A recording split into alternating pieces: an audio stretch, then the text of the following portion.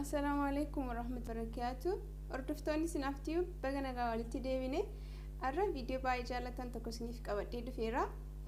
Yoo jaallatan like, share gochuun hin irraanfatina. Namoonni reefu gara channel kanaa dhuftanii subscribe gochuun maatii kanatti dabala. Asumaan kara viidiyootti isin dabarsaa turtii gaarii.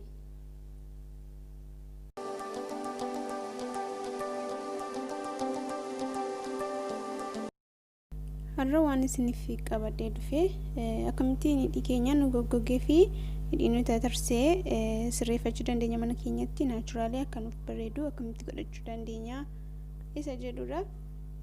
Sababa garaagaraatiin hidhiin keenya nu tatarsaa nu goggogaa kana furmaata wanta ta'a jedhee naanis na fayyade har'a isinitti agarsiisuuf dhufeera.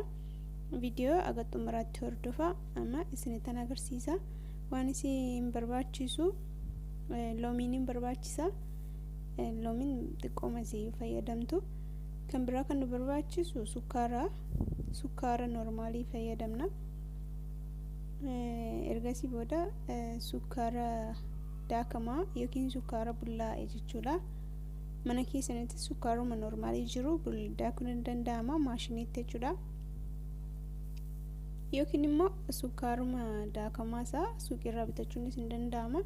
Kan biraa vaaziliinidha. Itti aansee olive oil isa jedhamu zayituni isa sana fayyadamtu jechuudha. Amma haala sadiidhaan isinitti agarsiisa. Aga xumuraatti na wajjin turaati hordofa. Jalqaba irratti isaanii hin qopheeffattu. Isaanii akkuma ilaalaa jirtan kana qopheeffattu jechuudha. Erga isaanii qopheessitanii booda sukkaara normaalii kana ni fayyadamtu jechuudha. Maankiyaa lama sadii saguma fedha keessanii fayyadamuu dandeessu. Erga fayyadamtanii sukkaara taansitanii vaaziliinii fayyadamtu. Vaaziliinii walakkaa maankiyaa sukkaaraa fayyadamtu. Akkuma ilaalaa jirtan kana akkasitiin biradhee fayyadameenii isin kana olis fayyadamuu dandeessu. Firiijii keessa taa'amee godhamee dibatamuu danda'a waan ta'eef mumaalleen ta'u. Erga vaaziliinii fudhattanii itti aansitanii olive oil fayyadamtu. Olive oil kana haguma sukkaara itti sukkaara fayyadamtanii sukkaara sana waan laffisuu danda'u jechuudha. Akka dibataaf mijatutti akkasitti fayyadamtu jechuudha.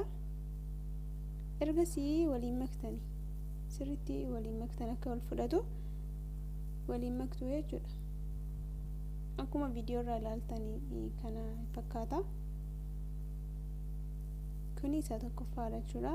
Isin amma ani haala salphaa sadiidhaan isinitti agarsiisaa jira. Isin haalota kanneen keessaa kan isiniif ta'e fudhattanii itti fayyadamuu dandeessu isa jedhuufan wal duraa duubaan isinitti agarsiisa jechuudha. Baay'ee tokko faayidaa qabeessadha.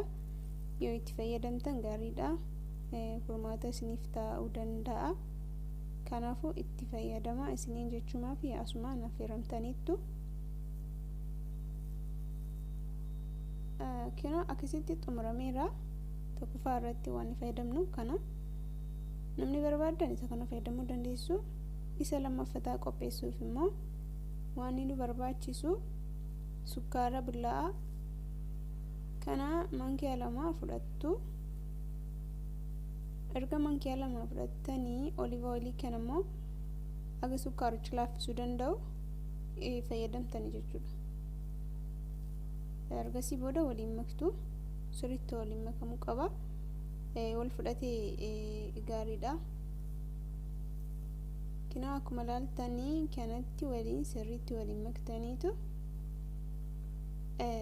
fayyadamtu jechuudha. Kinaa akkis fakkaata. Gaafa waliin maktan akkasitti fakkaataa jechuudha.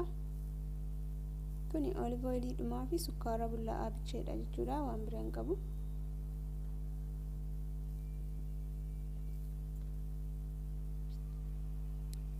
Kun akkasitti xumurameera. Tokkoffaaf lammaffaa xumureera. Karaa sadaffaatti dabarramma. Sadaffaa qopheessuufis sukkaaruma nu barbaachisa. Sukkaara kana maankiyaa lama fayyadamtu. Erga sukkaara maankiyaa lama fayyadamtanii booda bishaan qulqulluu fayyadamtu. bishaanuma qulqulluu xiqqoo itti nattu jechuudha. Sanaan booddee loomii xiqqoomatti gootan ittiin baay'istanii xiqqoomatti gootanii akkuma viidiyoo irratti ilaaltan jechuudha. Akkuma viidiyoo irratti ilaaltanii itti hidhattanii sanaan booda waliin maktu jechuudha. Amma akka haala kanaan isa sadaffaa illee xumurree jirra. Haala baay'ee salphaa ta'een isa sadaffaa akkasitti xumurreerra. Kunoo kana fakkaata jechuudha. Sadan isaa akkasitti xumurameera jechuudha. Amma qopheeffanneerra fayyadamuu qofatu hafe.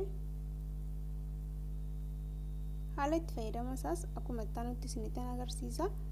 Viidiyoo haga dhumaatti yoo daawwattan baay'ee fayyadamaa ta'uu dandeessu isiniin jedha.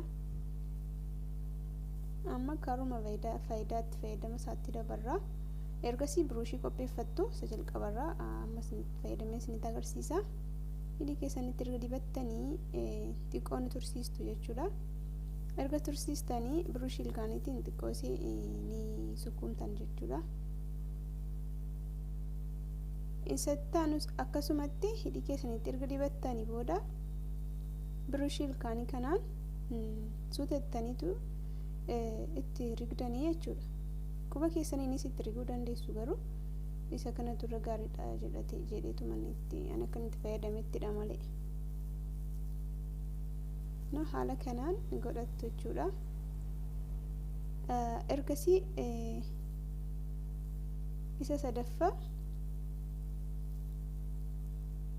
sadaffaas haaluma wal fakkaatuun kan isin godhattanii sadiin kana keessaa kan feetan maraxxanii dibachuu dandeessu, fayyadamuu dandeessu. Baay'ee faayida qabeessadha. Akka jaallattan shakkiin qabu. Yoo jaallattanii viidiyoo kana jaallattan laayik gochuun irraanfatina. Viidiyoon irraa isiniif qabadhee dhufe kana fakkaata. Viidiyoo biroon haga walitti deebinu galatoomaa. Turtii gaarii isin jedha. Baay baay.